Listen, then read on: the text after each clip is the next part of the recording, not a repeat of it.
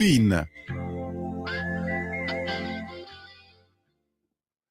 Buongiorno amici e bentornati a Ragioniamoci Sopra. Giuliano Zulin come sempre qui su Radio Libertà per parlare dei nostri temi preferiti, ovvero l'autonomia a 360 gradi. 360 gradi che vuol dire dalle riforme, sappiamo che sta procedendo il governo con una nuova bozza sull'autonomia differenziata, ma 360 gradi che riguardano, l'abbiamo parlato molte volte qui, anche delle pensioni e anche del lavoro. Perché è uscito sabato una notizia, uno studio della CGIA di Mestre, che ogni tanto noi citiamo qui a Ragioniamoci Sopra, che è passato un po' in secondo piano, no, perché adesso certe notizie passano in secondo piano. Si parla giustamente del Papa, si parla della guerra, si parla dei dazi, però certe, chiamiamoli così, i problemi di casa nostra non sono andati in ferie, ma sono sempre qui con noi.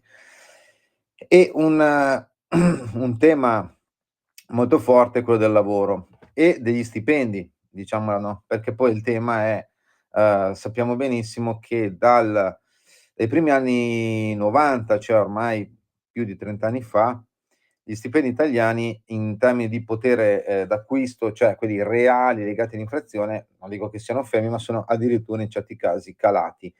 Questo perché? Perché bisogna sempre ricordarlo, ci fu un momento in cui, tutto il sistema italiano, no, legato su suggerimento del mondo di Banca d'Italia, disse ai primi anni '90: "Guardate ragazzi, per salvare la lira, il debito, bla bla bla, dovremmo abbassare gli stipendi", perché prima con l'inflazione e con la scala mobile, gli stipendi galoppavano anche con aumenti del 2, 3% al mese, per cui alla fine a un certo momento lo Stato, siccome poi era tutto molto sovvenzionato dal pubblico, lo Stato ai primi anni '90, per evitare problemi finanziari, visto che il debito cominciava a essere impegnativo, disse: "Guardate, bisogna fermarsi con gli stipendi, con gli aumenti degli stipendi legati all'inflazione, e soprattutto mhmm, blocchiamo anche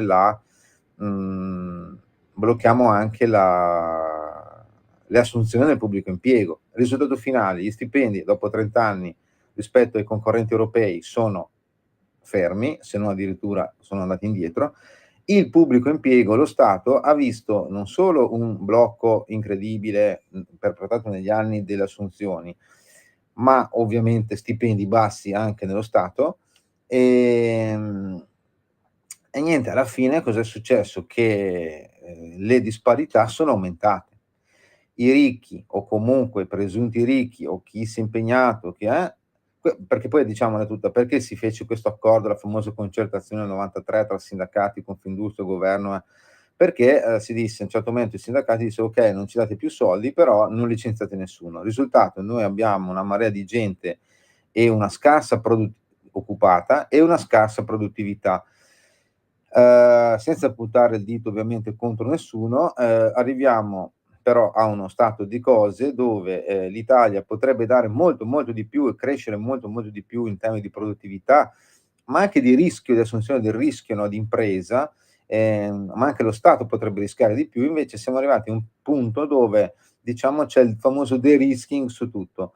Hai un posto tranquillo, nessuno ti dice niente, non osare, buonanotte al secchio. Risultato finale: l'Italia è ferma come crescita, a parte quel grosso boom che abbiamo avuto, post-Covid, ma non è che vediamo che c'è il fermento, no, per le strade, no, chiamiamolo così. Sì, si lavora, si va, perché l'Italia c'ha una forza incredibile, ma non esprime al meglio le sue potenzialità. Risultato finale: poi la gente, molti giovani vanno via, dal sud soprattutto al nord, dal nord vanno all'estero, insomma, complice anche l'invecchiamento della popolazione, siamo un po', come dire, imbrigliati, ecco, in questo sistema. La questione di cui però, una delle questioni chiave è anche però un tema a proposito di autonomia, servirebbe forse un'autonomia anche negli stipendi. La Lega porta avanti da tempo, da anni, da decenni, il tema delle gabbie salariali, no, cioè gabbie salariali cosa vuol dire? Fino al 1969 in Italia c'erano 7 zone, forse più, adesso non ricordo benissimo, comunque, o 12, dove in sostanza in base a ogni zona c'erano degli stipendi parametrati al costo della vita. Sappiamo benissimo che se tu sei Il costo della vita di Milano ovviamente è diverso dal costo della vita di Isernia, ma anche banalmente della provincia di Verona, faccio un esempio.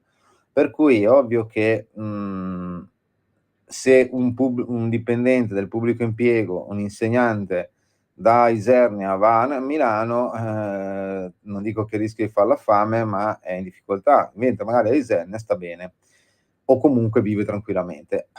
E quindi c'è il tema del lavoro. Lavoro che poi, perché uno dice: "Beh, ma al sud c'è poco lavoro". C'è uno studio, ne parlavamo prima, ne accennavo prima, della CGIA di Mestre, dove dice che in sostanza al nord si lavora in media 255 giorni all'anno e al sud appena 228. Di fatto praticamente al nord si lavora un mese in più ufficialmente rispetto al sud. Ma giustamente la CGIA di Mestre spiega subito, no, non è che adesso, proprio leggo le parole, che al nord, impiegati operai siano degli instancabili eroi, mentre al sud ci sia una diffusa presenza di scansafatiche che evitano magari uffici e fabbriche. Ovviamente, assolutamente no. La chiave di lettura non può essere ovviamente fondata su luoghi comuni che manco prendiamo in considerazione nemmeno noi, però il discorso qual è? Che, intanto c'è un'economia sommersa molto diffusa nelle regioni meridionali che ha una dimensione che non riscontrabile nel resto del paese, che statisticamente non consente quindi di conteggiare le ore lavorate irregolarmente. Poi il secondo tema, mercato del lavoro che al sud è caratterizzato da tanta precarietà, diffusa presenza del part-time involontario chiaramente, soprattutto nel mondo dei servizi, tanti stagionali occupati nel sistema ricettivo e agricoltura che abbassano di molto la media delle ore lavorate. Adesso non stiamo qua a dire chi sono, tra virgolette, "gli staccanovisti", che sono Lecco, Biella, Vicenza, poi invece dove si lavora di più, però il tema qual è? Dove si lavora di più, ovviamente voi direte, le retribuzioni sono più alte, no, cioè se al nord la retribuzione media giornaliera nel 2023 era di 104 € lordi, al sud si è fermata a 77 €, cioè praticamente c'è uno spread, un differenziale di 35%. Per quanto concerne, e parlavamo prima della produttività, invece al nord è superiore del 34% rispetto a quella presente al sud. Ehm, In questi ultimi decenni, purtroppo l'abbiamo detto, il gap tra produttività e stipendi al nord e al sud è aumentato. Quando tu guadagni meno, è ovvio che spendi meno. È ovvio che allora i servizi, i territori lavorano meno, è ovvio che la forbice si allarga. Ehm, e praticamente allora qual è la questione, no, cioè la questione è che, per esempio, spiega la CGIA che tira in ballo uno studio del CNEL, il Consiglio Nazionale di Economia e del Lavoro, e dice che il problema dei lavoratori poveri non sarebbe riconducibile ai minimi tabellari troppo bassi, ma al fatto che durante l'anno queste persone lavorano poco. Pertanto, più che istituire un minimo salariale per legge, il famoso salario minimo di cui si parla spesso, portato avanti soprattutto dal Movimento 5 Stelle, ma anche dai sindacati, un po' parte del PD, cioè, dice CGIA, citando questo studio del CNEL, andrebbe contrastato l'abuso di alcuni contratti a tempo ridotto. Poi la CGIA dice: "Per far innalzare gli stipendi dei lavoratori dipendenti, bisognerebbe continuare nel taglio dell'IRPEF e diffondere ovviamente la contrattazione decentrata". E arriviamo al tema nostro di ragioniamoci sopra, no, dice: "Avendo una quota di lavoratori coperto dalla contrattazione collettiva nazionale tra le più alte d'Europa", cioè praticamente il 99% dei lavoratori ha un contratto nazionale. Non è che bisognerebbe quindi spingere per diffondere la contrattazione, il famoso contrattazione di secondo livello, premiando la decontribuzione e il raggiungimento di obiettivi di produttività, anche ricorrendo appunto ad accordi diretti tra gli imprenditori e i propri dipendenti.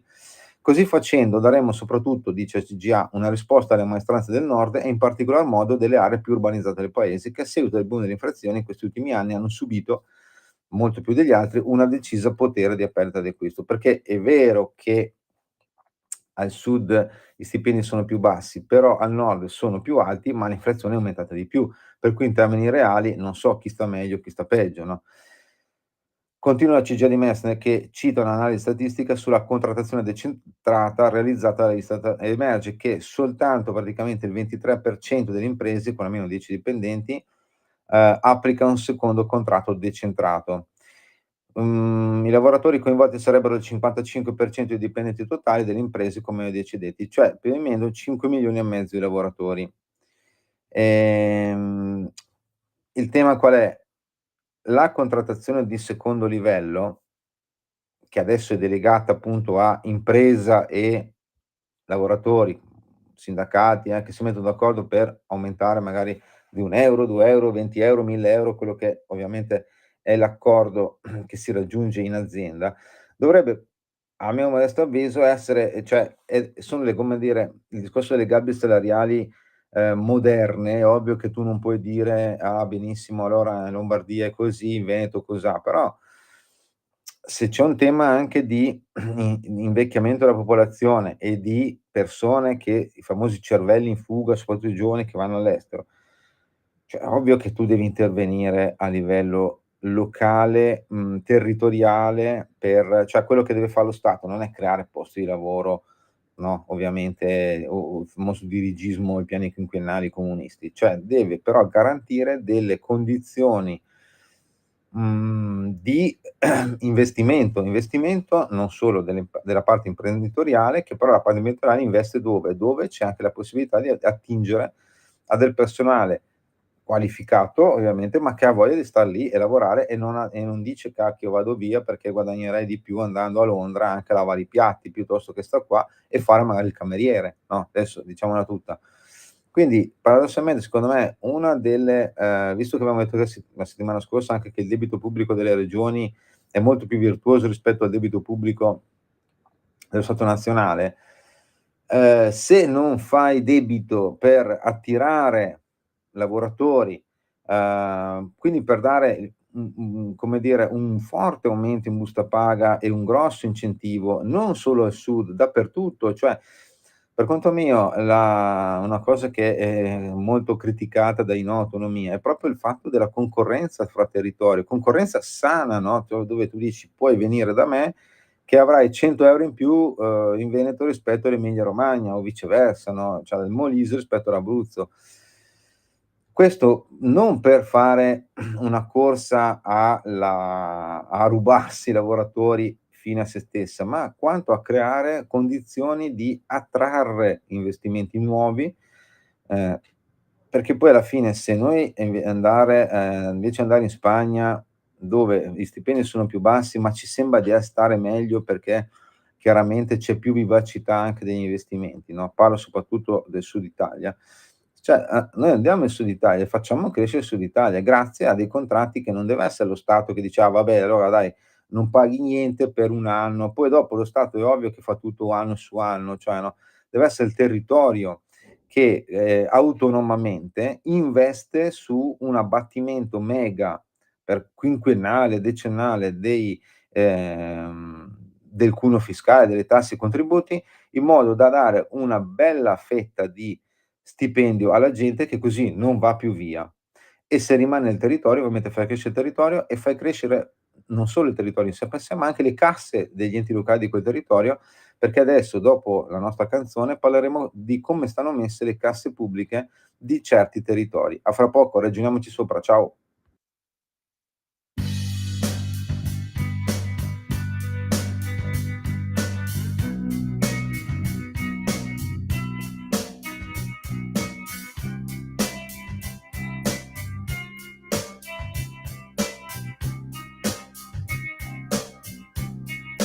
When you were here before, couldn't look you in the eye. You're just like an angel. Your skin makes me cry. You float like a feather in a beautiful world. I wish I was special. You're so fucking special. But I'm a creep.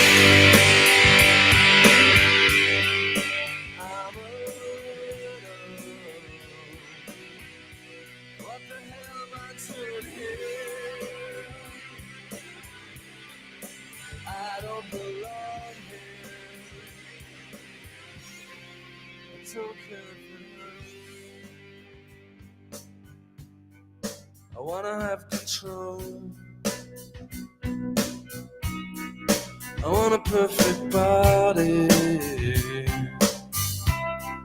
I want a perfect soul. I want you to notice when I'm not around. So fucking special.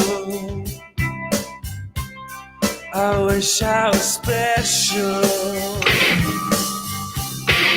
but I'm a creep. I'm a widow. What the hell am I doing here? I don't belong here. Oh,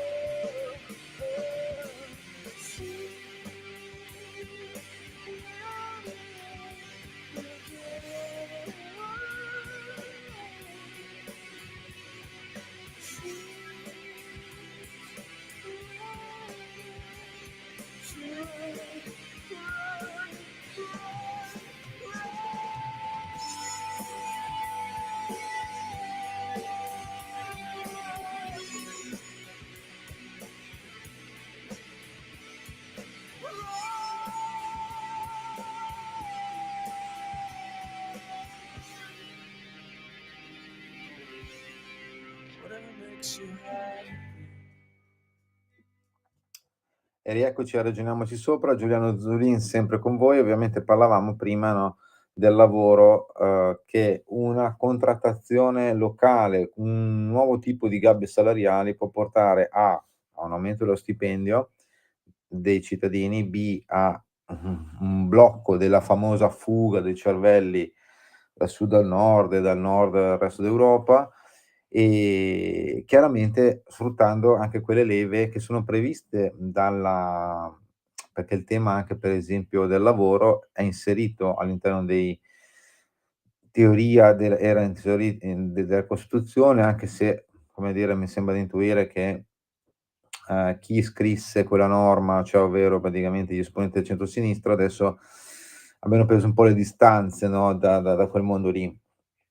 Hanno preso le distanze dall'autonomia, dal regionalismo, solo perché lo sta portando avanti il centrodestra, questo governo, in particolar modo il ministro Calderoli, e quindi chiaramente adesso gli dà fastidio tutto, in primis chiaramente l'autonomia. Ma l'autonomia, cioè la roba bella dell'autonomia è che non è soltanto, come dicono i famosi no AD, tra l'altro stanno uscendo anche nuovi libri, ovviamente contro i no AD e contro l'autonomia differenziata, come il male di tutti i mali, cioè ovviamente noi sappiamo benissimo che quando ci dicono queste robe qua, vuol dire che forse la verità sta proprio nel portare avanti un discorso di autonomia che, ripeto, è un discorso mai stato fatto prima, un percorso mai, portato avanti prima. Ci ha provato il ministro Calderoli dopo 24 anni più o meno, 23, 24 anni dalla riforma, costituzionale, che ricordo sempre è stata confermata da un voto popolare dei cittadini che sono andati a votare a un referendum per dire: "Sì, a me va bene questo tipo di riforma", nel 2001 e anche nel 2016 che sono andati a votare dicendo anzi o d scusate sì, 2006 fine 2016 sono andati a votare contro la riforma Renzi, che in teoria smontava il titolo quinto. Che il titolo quinto, come abbiamo sempre detto, non va bene per un discorso di troppa confusione tra i ruoli. L'autonomia differenziata è proprio, quello che serve per mettere dei puntini, dei paletti in modo che, come diciamo sempre qui a Ragioniamoci Sopra, sappiamo chi fa cosa. Fra le cose che in teoria si possono fare, previste anche nel PNRR, sappiamo benissimo entro il primo semestre 2026, cioè fra un anno, entro un anno, bisognerà approvare i decreti attuativi del federalismo fiscale, cioè quelli che portano avanti una legge del 2009, quindi una legge del governo Berlusconi, del ministro Calderoli, una legge che è stata messa per iscritto, che andrà approvata da M5S, PD, governo Draghi, governo Conte 2, timbrata dall'Europa. Una delle riforme che sta adesso per essere declinata, comunque è stata licenziata, approvata dal Consiglio dei Ministri fine settimana scorsa, è quello della rottamazione nei comuni.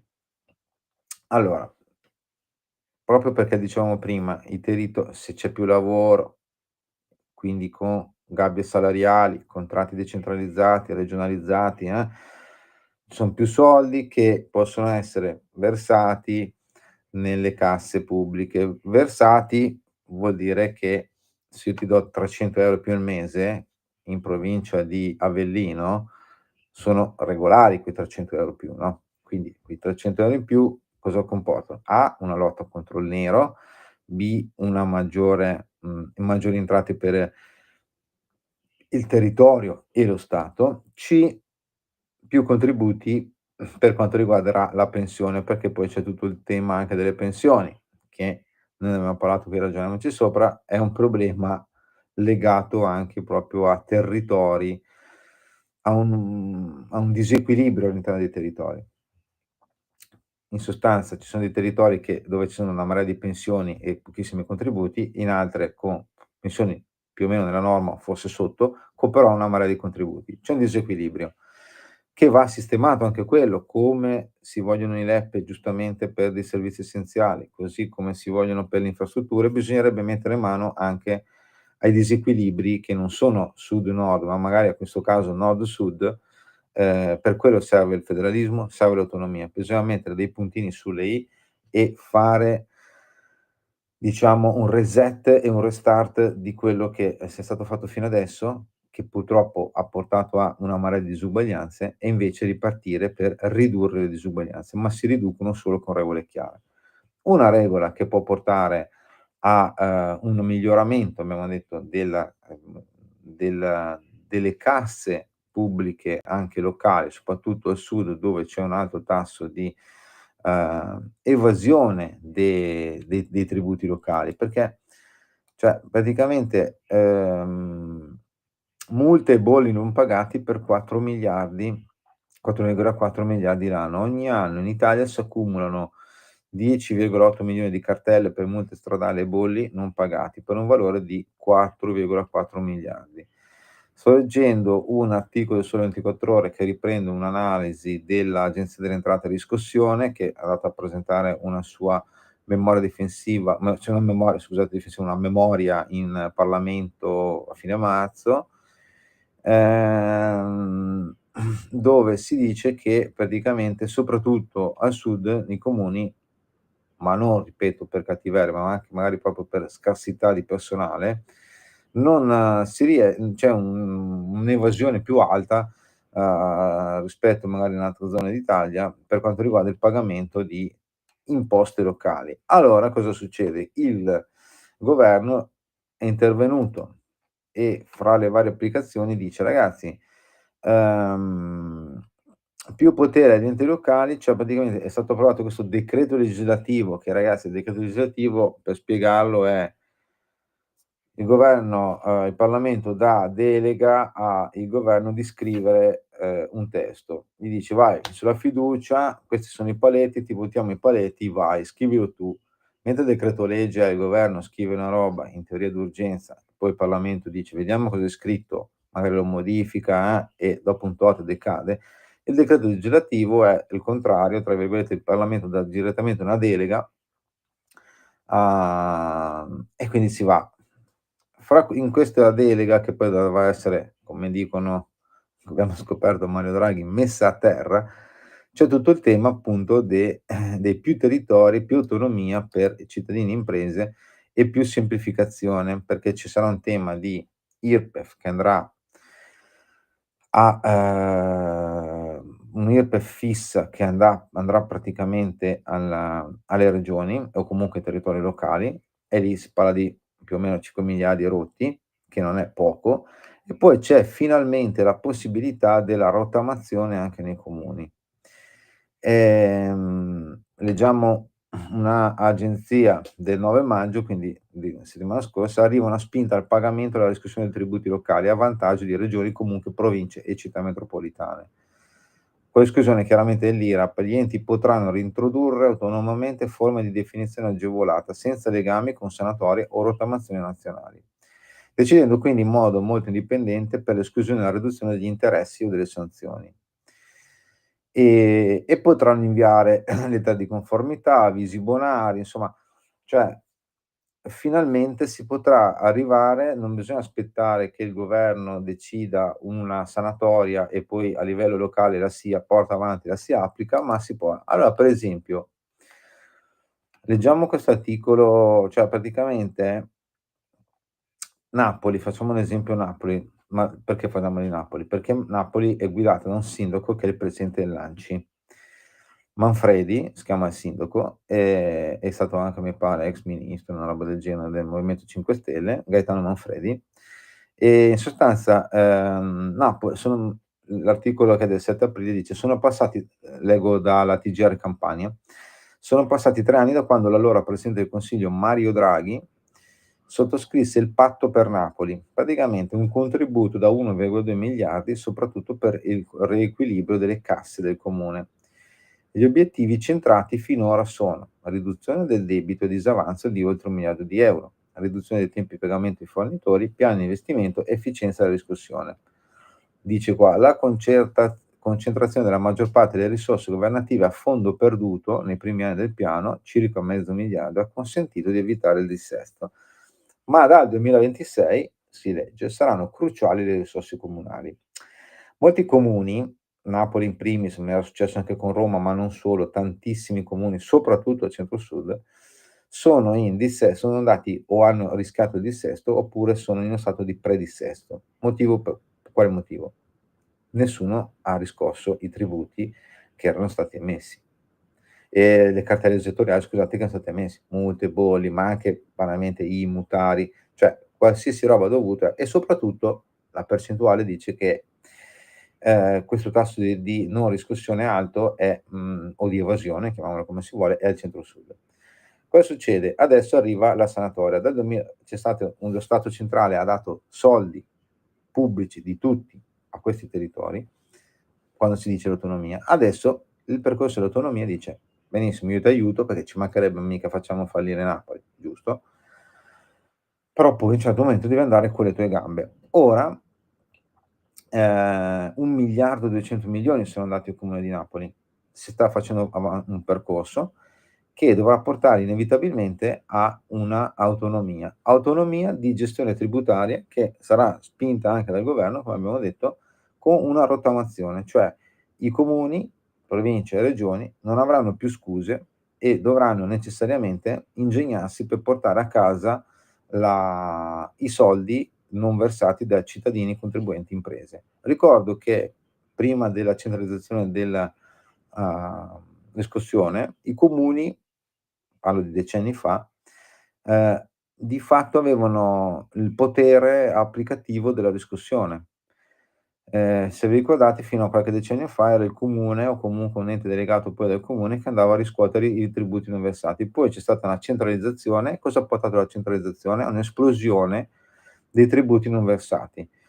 1.200 miliardi dal 2000 al 2024 di tributi, contributi, insomma cartelle esattoriali non pagate. Di questi 1.200 miliardi sono aggredibili, potrebbero essere portati a casa più o meno soltanto 90-95 miliardi. Cioè lo Stato italiano ha perso 1.100 miliardi di tributi non versati per il semplice fatto che la centralizzazione porta a un'inefficienza, ma non perché il personale siano dei cretini, ma perché chiaramente non può intervenire su tutto.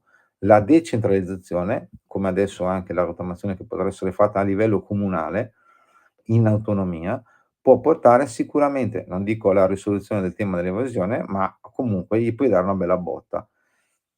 Questa è l'autonomia, questo è questo vuol dire ragionarci sopra.